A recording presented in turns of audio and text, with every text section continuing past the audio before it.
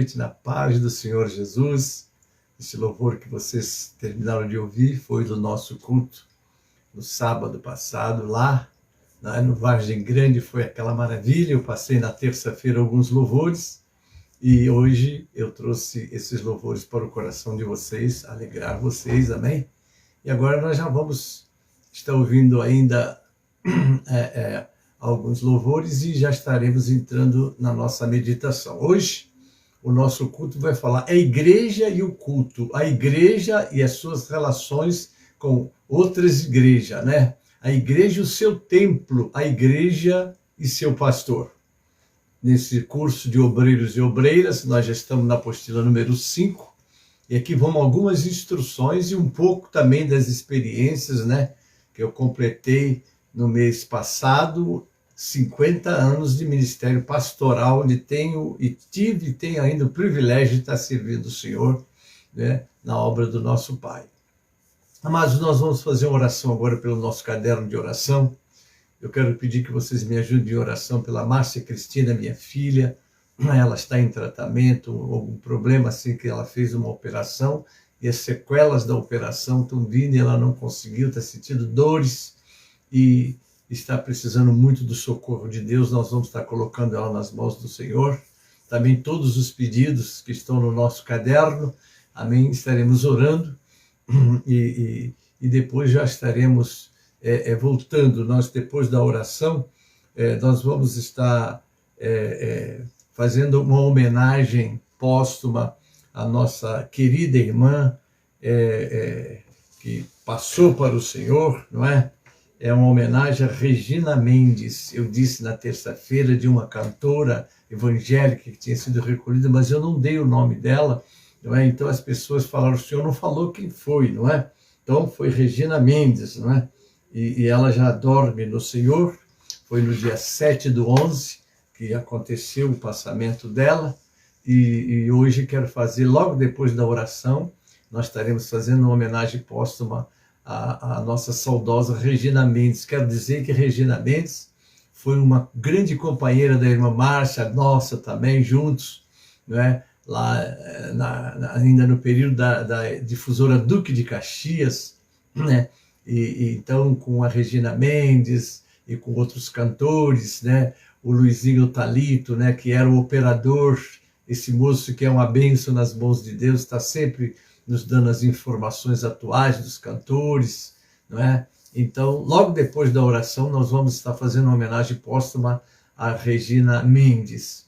Amém, queridos? Mas vamos orar agora, pedindo as bênçãos do Senhor para esse momento. Pai Celeste, nós queremos te agradecer pelo dia que passamos, e agora, oh Pai, quero estar entregando nas tuas mãos a Márcia Cristina, minha filha. Tu sabe o quanto ela está precisando, oh Pai, da tua intervenção.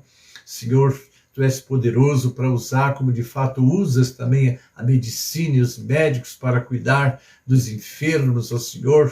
E nós já temos orado, colocado ela nas tuas mãos. Mas agora eu te peço, ó Senhor, entre com providência e que ela possa voltar desse exame que ela foi fazer com boas notícias e já abençoada pelo Senhor, porque o Senhor também usa os médicos para abençoar os seus filhos. Pai, assim eu entrego a Márcia Cristina nas tuas mãos, pedindo as bênçãos para ela. Também o nosso caderno de oração, Senhor, com todos aqueles pedidos que lá estão, tu sabes, muitas vidas com muitas dificuldades, doenças, enfermidades, problemas, Senhor, e que são ali colocados esperando o socorro de Deus, e nós agora estamos intercedendo em favor dessas vidas, Pai. Seja as tuas mãos sobre eles. Quero orar também pela nossa nação brasileira, pelos governantes, ó Pai, para que eles tenham o temor do teu nome, a graça de Deus, a direção de Deus para governar esse país, Senhor.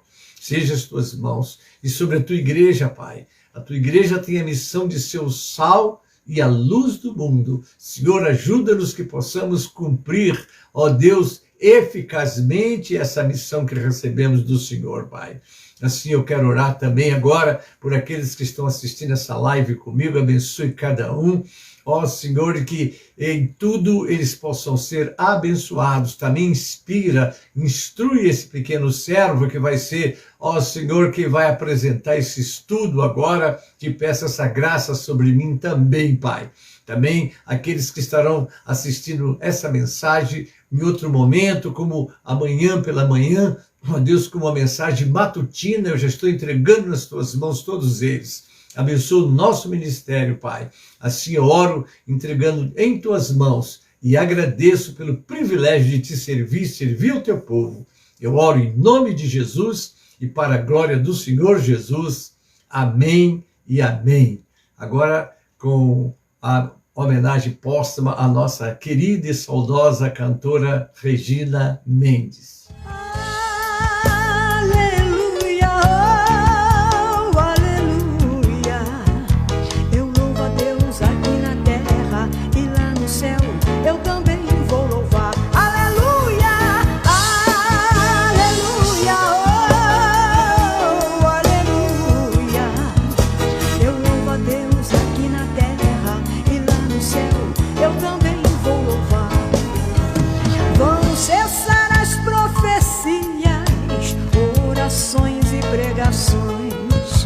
Vão cessar línguas estranhas, vão cessar as visões, mas o louvor vai continuar.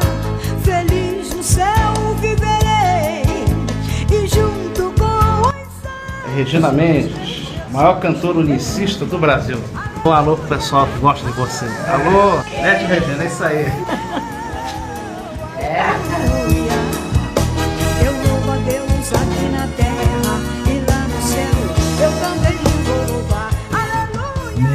Está aí, já está com o Senhor, graças a Deus, não é? Ela foi uma grande companheira da irmã Márcia, agora estão juntas lá, louvando o Senhor na eternidade, amém, queridos? Bem, agora nós vamos convidar a irmã Márcia também para apresentar o louvor para nós nessa noite, e logo depois eu já estarei voltando para o estudo desta noite, que nós vamos...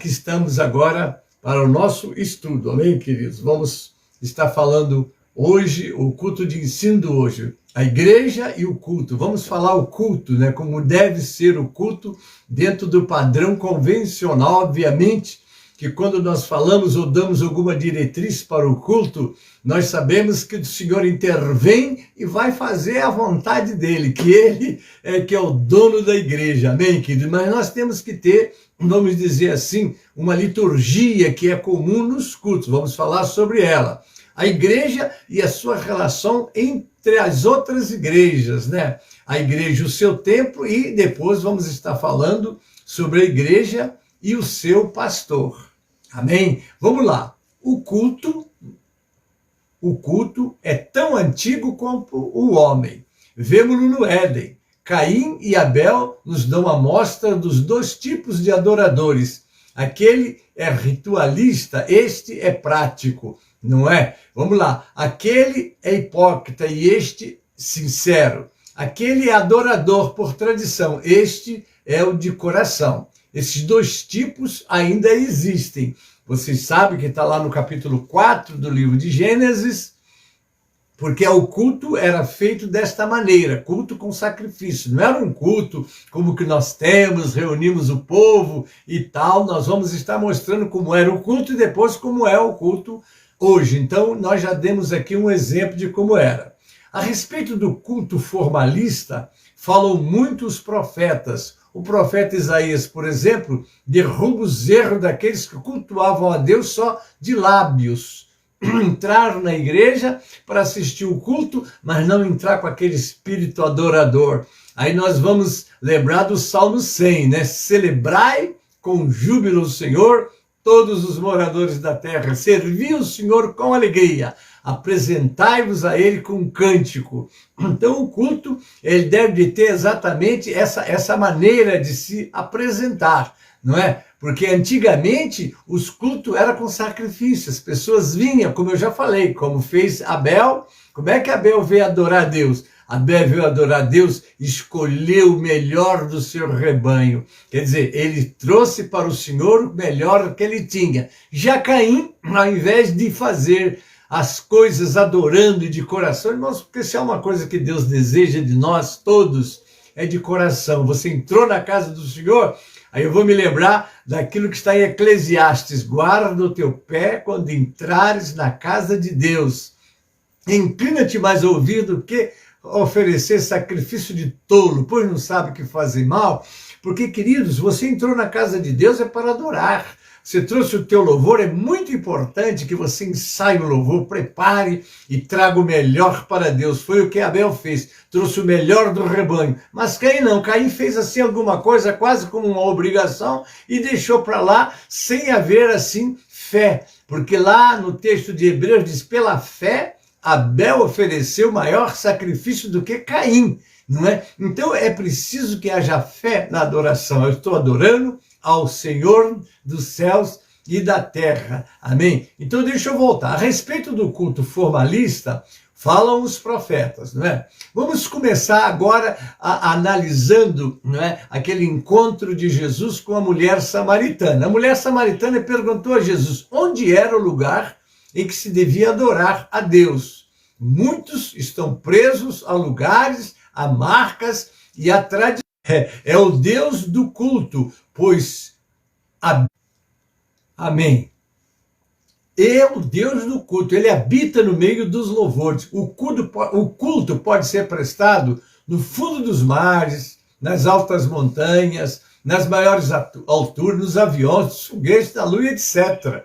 Não é? Porque aonde é o lugar de cultuar? Você vai cultuar o Senhor, como é que vai ser? Vamos lá. Respondendo à mulher samaritana, Jesus afirmou, mas a hora vem, e agora é, em que os verdadeiros adoradores adorarão o Pai em espírito e em verdade, porque o Pai procura tais que assim o adorem. Adorar a Deus, entrar na presença de Deus, primeiro é um privilégio, você tem certeza, ele está ali. Não é? Porque você não pode vê-lo fisicamente, mas você pode senti-lo, porque quando nós vamos à presença de Deus adorá-lo, nós sentimos a presença de Deus, aquela alegria, né, no nosso espírito, de modo que a gente sente a nossa comunhão com Ele, o nosso espírito com o Espírito de Deus, como está lá no capítulo 8 de Romanos, versículo 16. E o Espírito de Deus comunica com o nosso espírito, nós somos filhos de Deus, estamos adorando.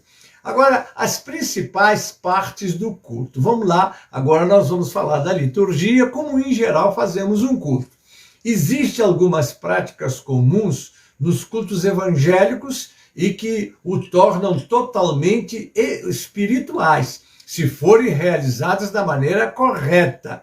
Essa prática são divididas em cânticos, que louvor, aquela abertura com adoração, não é? Geralmente as igrejas têm o ministério do louvor e eles cantam 2 louvores, que é para acender, né? Obviamente que primeiro é a oração, né? Nós oramos e depois logo vamos, não é, para a adoração, né? Porque a oração faz com que nós entremos na presença de Deus, vamos buscar a comunhão com Deus, porque agora está na hora da adoração.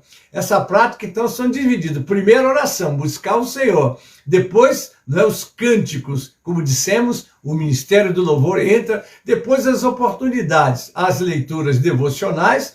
E, finalmente, a pregação. Em geral, um culto tem essa organização. Agora, continuando, é preciso manter uma comunhão constante com Deus para que cada etapa de um culto possa ser considerada espiritual. Do contrário, o culto tornar-se-á ritualista, uma coisa mecânica. Não pode ser assim. Se você vai pregar a palavra de Deus, vai abrir para ler, fazendo aquela leitura devocional, faça com fé, já faça ministrando, né? E você que está sentado no banco para ouvir, também a mesma coisa. O pastor ou o dirigente está cantando e você está conversando, não dando atenção, não pode, não deve ser assim.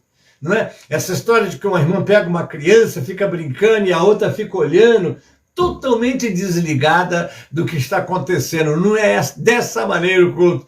Eu gosto muito daquela experiência de quando Jesus entrou na casa de Marta e Maria, né? O texto sagrado diz assim: e Maria, aquedada, ouvia o Senhor. Aquedada quer dizer ligada para não perder nem um pouco, né? Talvez muitos de vocês, quando assistem uma novela, fica ligado, não pode nem interromper. Imagina o culto, como é que você fica? Não é? Isso vai da importância que você dá ao culto. O pastor está lendo a Bíblia, eu quero ler também, né? Tem pessoas que quando vai se ministrar a palavra, vai lá para fora, né? Olhem bem, irmãos, isso é uma falta de respeito com Deus, não é com o pastor, não é com o pregador, é com Deus. Porque o culto é do Senhor, você foi adorar o Senhor. E tudo que está acontecendo ali é para a glória de Deus, e você deve estar ali adorando, servindo o Senhor. A hora do culto, é a hora da palavra. Quando o irmão está dando um testemunho, às vezes um irmão está dando um testemunho e é desprezado, as pessoas levantam, vão lá para fora, vai conversar. Na hora do culto, que Deus, irmãos, os obreiros estão lá na esquina conversando, foram lá para o portão. Irmãos, tudo bem que tem aquele irmão que está tomando conta dos veículos, que está na portaria, mas, irmãos, não é para ficar conversando, é para ficar atento. Uma vez eu estava assim vendo essa falta de interesse nos cultos no nosso templo sede, não estranho, eu fiz isso, eu fui para a portaria e mostrei, vocês vão para lá assistir o culto que eu vou ficar aqui. Fiquei lá, todo mundo estranhou, pastor lá, eu quero mostrar fazendo. Jesus ensinava fazendo. Como é que a gente fica aqui na portaria? Na portaria, atendendo as pessoas, mas ligado na palavra, ligado no louvor, adorando, aonde estiver, você está adorando, é culto, você está cultuando, mesmo estando lá onde está. Amém? Então é preciso tomar cuidado para que não seja um culto ritualista, mecânico, vai lá para cumprir uma obrigação. Agora está na hora de ler a Bíblia, todo mundo lê, mas é aquela coisa vazia, não há adoração, não está saindo do coração, não está saindo, vamos dizer, do seu íntimo, você não está dando o melhor para Deus. Entende você? Bom, vamos lá agora analisar ponto a ponto. Oração. É bom que se inicie um culto com uma palavra de oração.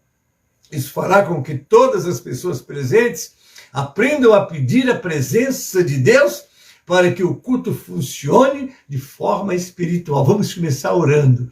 Eu, às vezes, começa o culto, que eu vejo que os irmãos estão assim um pouco dispersos, falo, irmãos, vamos cantar um hino para que o povo veja que o trabalho começou. Eu canto o hino. Aí quando eu vejo que os irmãos já estão, bom, agora então vamos fazer uma oração, porque os irmãos já estão lá dentro. E é muito importante, irmãos, que na casa de Deus nós fiquemos de fato atenciosos, reverentes, é reverência. E eu quero dizer para vocês que nós precisamos de ter muito cuidado. Você foi no culto para adorar, você foi no culto para prestar de fato um culto a Deus, senão vai ser uma coisa muito que você entra vazio e sai vazio, porque você não foi adorar o Senhor. Vamos lá. É importante que a pessoa que fizer a oração inicial tenha cuidado de orar especificamente pelo trabalho que está se iniciando, também pelas pessoas presentes, pelas pessoas que estão dirigindo o trabalho, etc. Não vamos forçar ninguém a orar igual aos outros, porém devemos usar de uma certa consciência cristã, para que nossas palavras, quando direcionadas a Deus, sejam objetivas. Você não está orando, meu irmão? Orar pelo culto, pelo pregador, pelos louvores, para que o Senhor tome nas mãos dele o ministério do louvor. E eu confesso para vocês, quando eu vejo aquelas jovens adorando o Senhor no ministério de louvor, eu vejo que tem hora que elas não conseguem nem ficar paradas, porque o Senhor visita elas, visita a igreja, e tem que ser assim, nós estamos adorando, cantar juntos, adorar juntos, porque o Senhor Deus habita no meio dos louvores, e tudo tem que ser feito em adoração para a glória de Deus, amém? Vamos lá, o tópico 2, os hinos. Que seria o culto sem os hinos? Seria como um corpo sem vida. Os hinos dão vitalidade ao culto, pois através deles o adorador pode extravasar os seus sentimentos de louvor e gratidão a Deus, com a harpa, com o cantor, não é? Com o seu coração agradecido. O louvor é muito importante. Amém, queridos? É muito importante, após a oração, entoar-se alguns hinos. Isso permite que se crie um ambiente espiritual para o culto. Cantar é bom, cantar é alegrar o coração, é encher a alma de fragrância.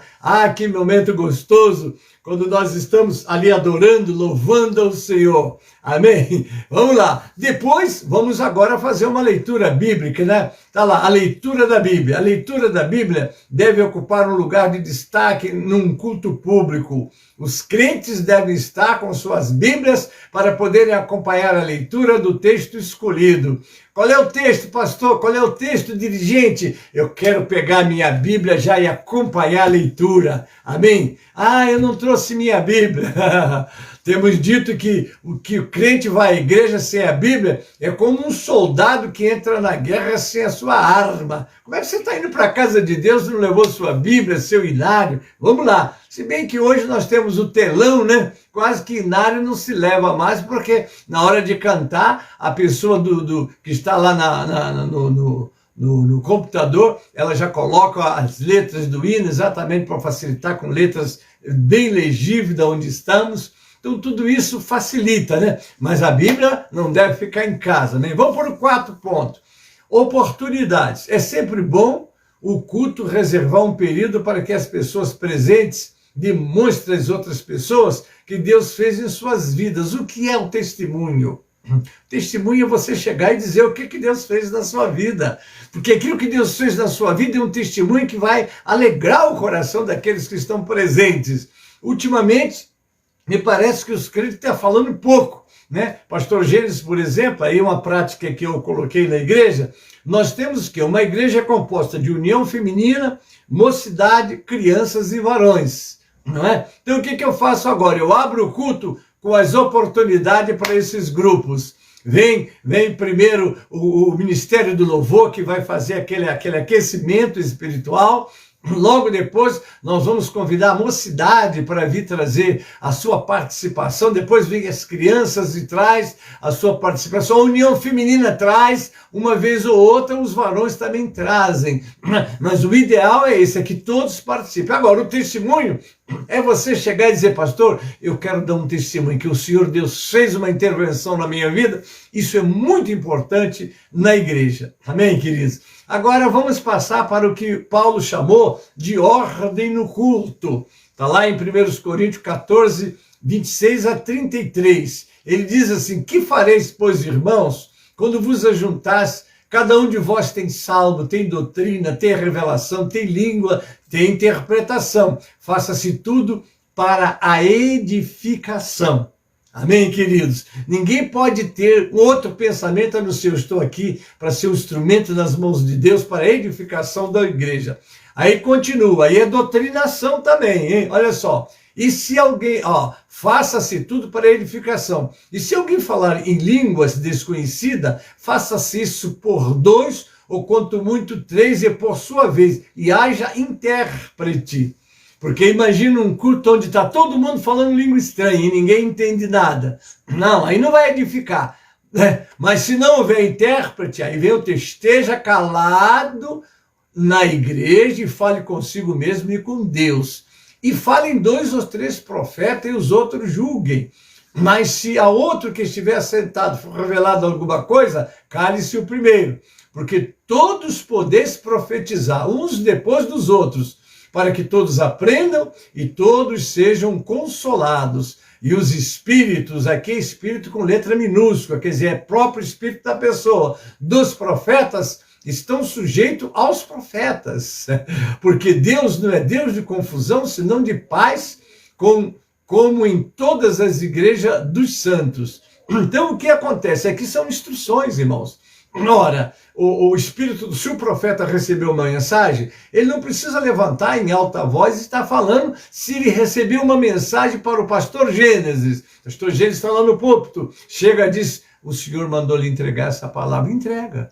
Ele já te deu a palavra. Eu sei o que é quando Deus dá uma palavra para entregar. Acontece comigo. Outro dia eu estava presidindo, as irmãs vieram cantar e o Espírito Santo me deu uma visão e mandou dar uma palavra. E eu disse: irmãs, um minutinho, porque Deus me deu uma palavra e a palavra foi muito forte. E eu dei a palavra. Quando eu dei a palavra, ninguém se manifestou. Depois alguém me ligou e disse: olha, pastor, aquela palavra foi para mim. E eu ministrei para a pessoa, mesmo agora, fora do culto, porque a palavra vem com um propósito: edificar, ajudar, levantar a pessoa. Não é? Então o profeta tem que ter essa consciência e saber que ele recebeu, é para entregar. Se não tem um destino objetivo, então que fale. Irmãos, olha a palavra de Deus para a igreja, amém, e glória a Deus, amém. Isso é a ordem no culto, é o que nós estamos aprendendo, né? Vamos agora para o tópico 5, a pregação. A pregação. A mensagem é a parte central do culto. Que responsabilidade é do pregador? Ele é o transmissor das verdades do Deus eterno. A ele cabe comunicar aos ouvintes a mensagem do coração amoroso de Deus ao pecador. Esse momento normalmente é reservado ao pastor, porém pode haver outras pessoas capacitadas para se responsabilizar pela mensagem. O único cuidado que deve se ter é a pessoa que for pregar precisa ter consciência de que nas suas mãos está a responsabilidade de transmitir o que Deus estará falando ao povo. Amém? Então, irmãos, está aí a parte do culto, né? Porque o culto é um momento sublime, é um momento de adoração, né? Tudo que eles fizeram tem que ter um objetivo, para a glória de Deus. Amém? E não esquecendo de um detalhe: toda manifestação do Espírito é dada para o que for útil. Há um propósito de Deus. Ninguém pode se precipitar: mas eu sou vaso, se eu ficar calado vai dizer que eu estou frio. Você não tem que fazer nada que Deus não mandar. É Ele que manda quando tem alguma coisa e quer falar alguma coisa. Porque Deus fala de muitas maneiras. Ele fala para o pecador e para a igreja através de uma pessoa que vai lá e canta. Quando ela está cantando, o Espírito Santo está falando. Um testemunho ele está falando, e a pregação ele está falando. Em tudo, o nome do Senhor deve ser glorificado. Amém? Agora eu vou entrar, igreja e suas relações. Suas relações. Como estamos dizendo, nós estamos dando curso para obreiros e obreiras. Então eu estou na apostila número 5 e já estou chegando na conclusão, hein? Mas vamos lá. Igreja e suas relações. Uma igreja deve manter mais estreita relação fraternal com suas co-irmãs. Problemas surgirão durante os anos quem sabe, mas ela deve esforçar-se para que as relações fraternais não sejam rompidas com esse problema dessa pandemia e a questão do distanciamento e a questão de não aglomeração. Houve muitos cultos que foram prejudicados em termos dessas confraternizações. Eu mesmo agora no dia 20 vou ter um pequeno problema no ministério, que eu tenho 2 cultos de mocidade. Uma que vai acontecer no Jardim Miri, outro que vai acontecer no Jardim Mabel.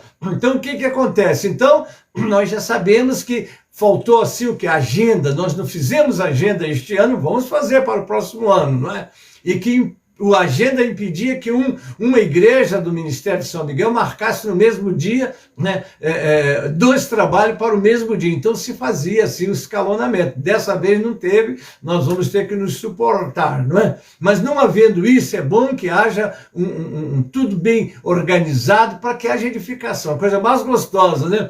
Vocês viram no sábado passado, nós estivemos lá no Vargem Grande, a igreja estava superlotada, mas não é superlotada de gente não, superlotada de gente cheia do poder de Deus. Foi uma glória muito grande. Amém? Continuando, os casos mais comuns de estremecimento das relações fraternais são oriundas de desentendimento entre um membro e outro, ou entre o membro e o pastor.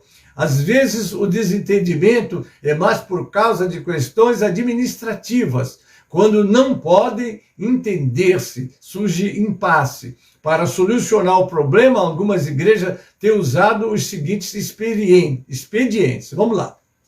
Primeiro, dá a qualquer carta compulsória para que ele vá para a igreja que quiser. O membro não se entende, ele não tem mais entendimento com a igreja. Então, nós temos comunhão com todas as igrejas, graças a Deus por isso. Primeiro, se ele não se entende aqui, está causando muito problema, então, que ele procure um lugar onde ele sirva a Deus, ele seja uma bênção e a igreja seja uma bênção para ele. Segundo, prender a carta de transferência do solicitante, provocando assim reação da igreja para a qual ele solicitou sua carta. As igrejas deviam evitar criar problemas quanto à concessão de cartas de transferência.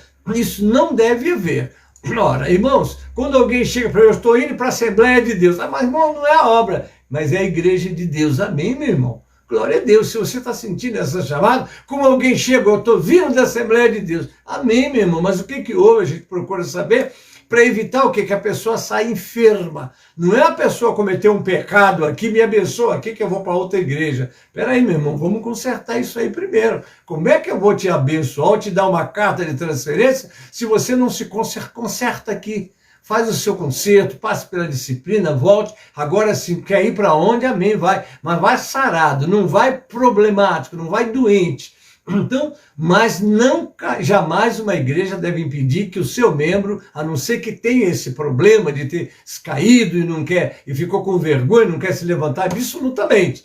É preciso que haja, um elemento tem que sair sarado, porque senão vai sair abençoado de palavra, mas não abençoado por Deus. Certo assim? As igrejas deviam evitar criar problemas quanto à concessão de cartas de transferência. O membro tem o direito de pertencer à igreja que desejar. Uma igreja tem também o direito de rejeitar a transferência de um membro que ela saiba ser problemático. Aí a igreja há que não levam em conta essas coisas. Você veio de lá, eu estou precisando de crente, venha para aqui. Depois ele incha a igreja em vez de crescer, fica inchada, não é? Porque a pessoa não saiu sarada. Qualquer um pode se transferir, a igreja de Deus, é o povo de Deus, graças a Deus, não é? Agora, se uma pessoa vem de um movimento que se chama igreja, que já nasceu de litígio, já nasceu de problemas, aí é bom que seja orientado e possa ser preparado, não é? Para depois ser recebido, irmãos. Porque tem movimentos aí que não tem nada de igreja, sequer a Bíblia é lida no meio deles, as pessoas não são doutrinadas, não são orientadas, e como precisam igrejas que estão de acordo com a Bíblia, porque igreja de verdade é aquela que tem a Bíblia como sua regra de fé e prática. Mas a minha igreja lá não gasta tempo com isso, porque lá é só revelação. E eu não vou entrar no problema dos outros, eu estou falando de igreja, né? Aí é movimento. É isso, irmãos. Então, precisamos de ter toda essa lisura, toda essa valorização da palavra, porque a palavra é que nos dá essas orientações, e nós queremos fazer tudo de acordo com a palavra. Aceitam membros por transferência, mesmo que tenham criado problema anteriormente em outras igrejas. Estão armazenando situações dificultosas para si mesmos. Aí você vê a igreja enferma, inchada, está cheia de gente, cheia de problema. Não é isso? Muito bem. Então, a transferência de um crente, ou o recebimento de um crente, deve ser feito em harmonia, em paz, não é? E abençoado. E jamais virar o rosto, né? Ah, saiu da nossa igreja, é considerado, agora não é mais crente, para mim não tem valor. Era amigo, tomava um cafezinho, às vezes almoçava, tinha prazer de encontrar, agora não tem mais. Não, meu irmão, de jeito nenhum. É preciso que entendamos que só há uma igreja na terra de Jesus, distribuída em ministérios, não é? Que tem as suas particularidades. Eu não vou nunca discutir isso daí, não é? Mas nós temos que entender que há uma igreja, tenha esse nome, o outro nome, mas igreja de Deus é uma. Daí a necessidade de nos respeitarmos mutuamente, mas também estarmos cuidando uns dos outros no que pudermos. Amém? E assim mantermos comunhão, que é muito lindo. Uma vez, um pastor da obra da restauração recebeu umas irmãs de uma outra igreja, não vou dizer nem o nome de uma nem de outra, né? E quando aquele pastor, que aquelas irmãs saíram para a igreja da obra da restauração, chegou na igreja, que viu as irmãs, desceu, cumprimentou uma a uma, sorridente, abraçou. E o pastor da nossa igreja disse assim, que homem de Deus, né? Olha só, em vez de se aborrecer ou virar o rosto, foi lá e cumprimentou. E tem que ser assim. Até, mas então eu posso convidar uma pessoa que saiu da igreja? Claro, nós somos um em Cristo, amém? Agora, por isso é que tem que evitar que saia brigado, que saia com litígio, que saia aborrecido, ou que saia porque pecou e não teve vergonha de se consertar, procurou outro lugar. Não adianta, se você pecou, tem que se consertar para sair sarado, abençoado e ser uma bênção para onde você foi, amém? Vamos agora falar sobre o templo, né? Porque igreja somos nós, mas nós congregamos num templo. Os cuidados que nós precisamos de ter com o templo, lá. Visibilidade, reunimos-nos no santuário para o culto a Deus. No culto, sem dúvida alguma, a parte mais importante é a mensagem da palavra de Deus. O ouvinte deseja ouvir a mensagem. Agora vamos ver uma orientação que o pastor vai dar para você saber como organizar, não é, ali o culto com questão. Vamos ouvir. Mas ele não quer somente ouvir. Tem necessidade também de ver o pregador. Se a visibilidade não for boa, o ouvinte se cansará no esforço que fará para ver o mensageiro. Dentro de pouco tempo estará cansado e sobremaneira prejudicado da recepção da mensagem. No templo, por causa da elevação que se tem dada ao púlpito, o pregador é visto livremente, qualquer que seja o lugar que o ouvinte se situar. Sem qualquer esforço, o ouvinte verá o pregador, seguindo-lhe os gestos que acompanham a entrega da mensagem. Que você sabe, quando nós pregamos, essa maneira de gesticular é uma forma também da gente estar dando, né, ênfase àquilo que estamos falando e tal. Porque já pensou, você é um pregador que fica assim como se fosse uma coisa bem esquisita, né? Tem uns que exageram, né? Sai do púlpito, sai andando. Agora, mas isso daí é de Deus, uma coisa é com Deus, né? Aquilo que eu disse. Nós temos uma orientação convencional, mas Deus pode fazer uma movimentação diferente. Eu não vou negar, né? Isso foge um pouquinho da liturgia do culto. Mas, às vezes, eu, por exemplo, fui pregar na Bolívia, né? E tive problema porque eu não falo o boliviano. Aí tive uma pessoa que me traduzia. De repente, o Espírito Santo me encheu. E eu desci do púlpito e fui para o meio do povo, porque a coisa estava ficando séria. E lá no meio, eu pregando, os irmãos disseram que até a metade da mensagem, eles não entendiam. Depois da mensagem, já estavam entendendo tudo. Mas era assim, irmãos, eu falando e Deus tirando as pessoas do banco, caindo de joelho, em pranto lá, aceitando Jesus. Foi assim um shekinah de Deus na igreja da Bolívia. Depois o pastor Raimundo Cupertino disse, pastor Gênesis, 32 almas hoje aceitaram Jesus aqui. Foi assim uma glória muito grande. Agora, isso daí é um caso excepcional, acontece. Mas o certo, você anda lá no púlpito, porque às vezes não tem jeito, a gente vai para lá, o Espírito Santo começa a visitar, não é? Mas é muito importante que você tenha, o seu ouvinte tenha visibilidade, está te vendo, está te ouvindo e compreendendo também. Procure ser bem explícito na palavra, na mensagem, objetivo, prepara-se, ora em casa, né? Isso é preciso, porque as pessoas gostam de receber a palavra, né? Porque a palavra faz muito bem para nós. Louvado seja o nome do Senhor. Então está aqui, sem qualquer esforço, o ouvinte verá o pregador seguindo-lhe os gestos que acompanham a entrega da mensagem. Amém? Não nos esqueçamos disto. Há necessidade de ver o pregador e não somente ouvi-lo. Então a primeira parte é essa. O pregador está num ponto onde ele... Vamos falar sobre agora a iluminação. É muito importante a iluminação de um templo. Amém? Em geral, a iluminação de nossas casas de oração é deficiente e imprópria por ser fraca e mal disposta. É muito interessante que a iluminação esteja boa, sobretudo no local onde está sendo ministrada a palavra. E no salão também, porque as pessoas também têm que ler a Bíblia, né? Um dos erros muito comuns neste ponto é colocar-se luzes sobre a cabeça do pregador. Aí já é exagero, né? Luzes essas cujos raios incidem diretamente sobre os olhos dos ouvintes.